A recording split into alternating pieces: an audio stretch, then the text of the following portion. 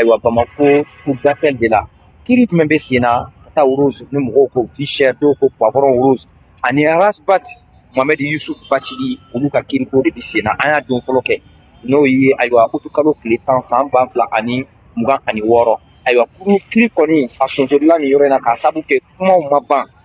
ban ko sini ni Ala sɔnna an bɛ ɲɔgɔn sɔrɔ yan walasa ka se ka ayiwa taa ni kumasenw ye mais yan'o cɛ mun de kɛra parce que bɔlɔlɔ sira ninnu kan a ye kun fɔlɔ ye an bɛ na mun de kɛra o kɔfɛ an donnen kɔfɛ Lamine Sibi an bɛ continuer ni kow ye i bɛ mun sɔrɔ k'a fɔ an ɲɛna parce que an y'a ye k'a fɔ Mohamed Yusuf Bathily an bɔra sɛgɛnnafiɲɛbɔ la vidéo fɔlɔ la an nana donc maintenant o continuer ensuite o bɔra yen dossier Rose nana i bɛ mun sɔrɔ k'a fɔ an ɲɛna.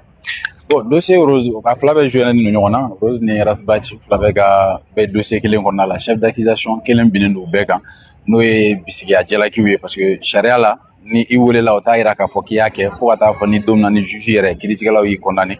donc jalaki min binnen don kan o ye k'u ye faraɲɔgɔnkan kɛ faraɲɔgɔnkan min ni o bɛ wolo jamana yɛrɛ déstabiliseli la n'o ye ka jamana bɔ a ɲagamini ani filanan ka tila ka kunnafoni jugu cari bɔlɔlɔ sira fɛ mun bɛ se ka kɛ sababu ye ka se ka maninfinw ka u bila ɲɔgɔn na ka maaw tigɛ jamana yɛrɛ danaya min bɛ jamana kan donc u welela nin fɛn fila in de la kuma fila de bɛ ko in kɔnɔna la kuma fɔlɔ ye mun ye o bɛ tali kɛ an hakili b'a la Mali premier ministre kɔrɔ Sumaworo Mayiga Ala ka hinɛ la ale ka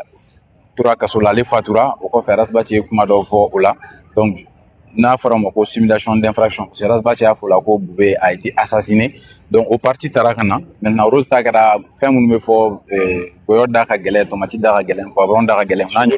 sogo da ka gɛlɛn o n'a ɲɔgɔnnaw donc kuma in kɛra nin fila de bolo kan donc ko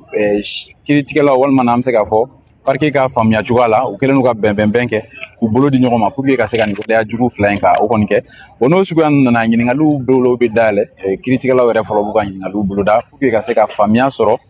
ko min yɛrɛ bɛ sen na yaasa k'a dɔn nka ne yɛrɛ jɔn bɛ ko in kɔfɛ ɲininkali caman kɛra Rasbat la mun bɛ tali kɛ Bube ka koɲɛ la yalima mun de kan ka se ka kɛ Rasbat kɔni y'a jira k'a fɔ ko kuma parti min bɔra ka di ko tun t'ale ka kuma bɛɛ ye k'o ye parti dɔ de taara maintenant a yɛrɛ ye da don a tɔ la k'a fɔ ko ale ye laɲini de kɛ ko Bube ka mɔgɔ min bɛ ani mɔgɔ minnu bɛ n'olu ye démocrates ye k'olu k'a lajɛ ko ka se ka u kun ka fɛɛrɛ kɛ ka CNT saisi pour que enquête dɔ ka dayɛlɛ ka Bube sakun jɔnjɔn kan o dɔ kɔni ma kɛ parti ko ka sabu kɛ ko docteur kun ye yamaruya sɛbɛn dɔ bila bɔ voilà k'u ka taa kɔfɛ oui expertise dɔ kɛra docteur ye yamaruya sɛbɛn bɔ ko bana se ka taa kɔfɛ ka a furakɛ donc contre expertise kɛra jamana ɲɛmɔgɔ sɛbɛn wɛrɛ bɔra fan wɛrɛ min b'a galontigiya ou bien k'a sɛbɛntiya ko min kɛra k'a sɛbɛntiya ouais Bathily yɛrɛ a ye min fɔ kɛnɛ kan o de ye ko autorité yɛrɛ fana ye contre expertise kɛ olu fana bɛɛ nana o jaabi kelen de la donc k'a wele kama ale k'u ka ale ye kuma in fɔ ko politique mɔgɔw kan ka CNT saisi pour que ka se ka ko in yɛrɛ a tiɲɛna galon ka se k'olu dɔn ka bɔ ɲɔgɔn na maintenant parquet kɔni ka faamuya ye mun ye kuma in ma fɔ ni o ye parce que olu ye ɲininkali lana yɔrɔ min na o de ye ko dalilu b'a bolo yalima k'a fɔ Bube a nintanyana wa k'a fɔ ko mɔgɔ dɔ de kɛra sababu ye wa donc ko bana min b'a la est ce que bana in tɛ se ka kɛ a sababu ye ka tila ka n'a ɲininka ni Rose yɛrɛ fana cɛ ye mun ye parce que u fila nana dossier kɔnɔna la Rasbat kɔnɔ y'a jira kuma kɔnɔ ko nin fɛn bɛɛ la élément foyi tun ma présent t'ale la fo ka na se an bɛ don min na bi ko chambre criminelle ka ɲɛkɔrɔla la maintenant parquet y'a jira sariya ka bolofara dɔ bɛ yen nɔ instruction bɛ poursuivre fo procès don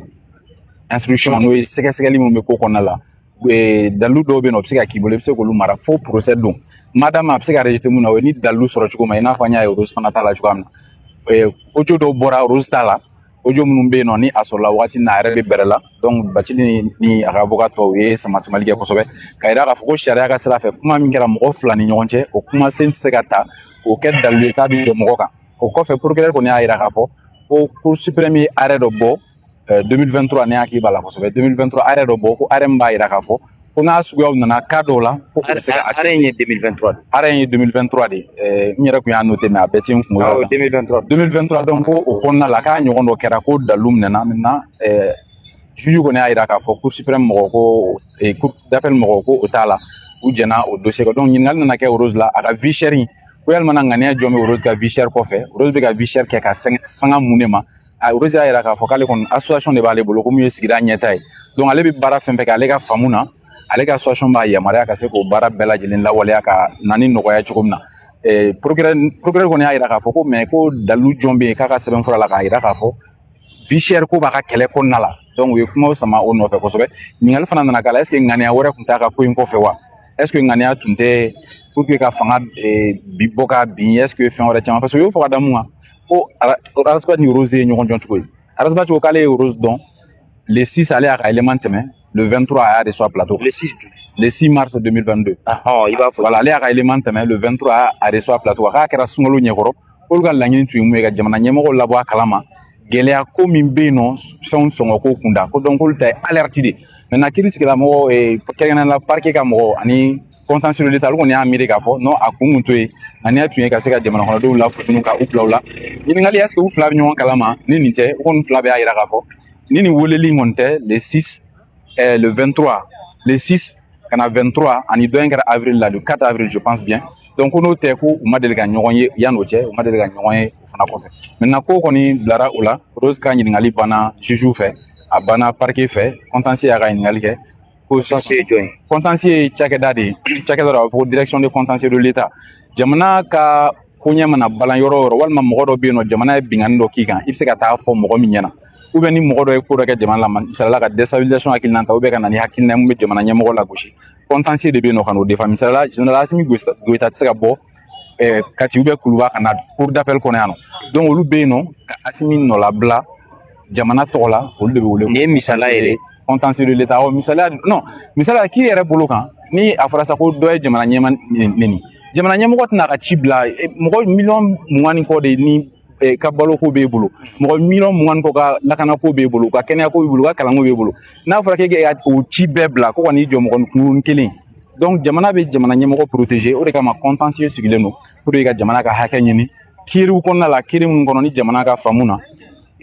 ko dɔ kɛra bon pas bingani mais ko dɔ kɛra mun b'ale ka hakɛ buruja donc a bɛna olu bɛna hakɛ ɲini o ye contentieux ka baara ye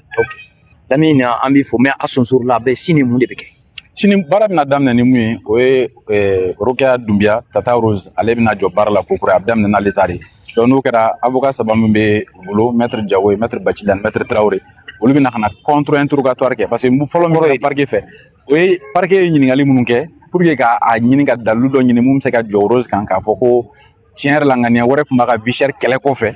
donc Bachili n'a ka mɔgɔ fila tɔ ninnu bɛ na de sisan nɔ ka na ɲininkali kɛ pour que ka se ka tribunal yɛrɛ permet u ka situer k'a fɔ non ŋaniya jugu foyi tɛ a kɔrɔ a ka laɲini tun ye nin de ye k'a fɔ ko gɛlɛya bɛ malidenw kan o gɛlɛya ka se ka wuli donc n'o ɲininkali bɔra yen nɔ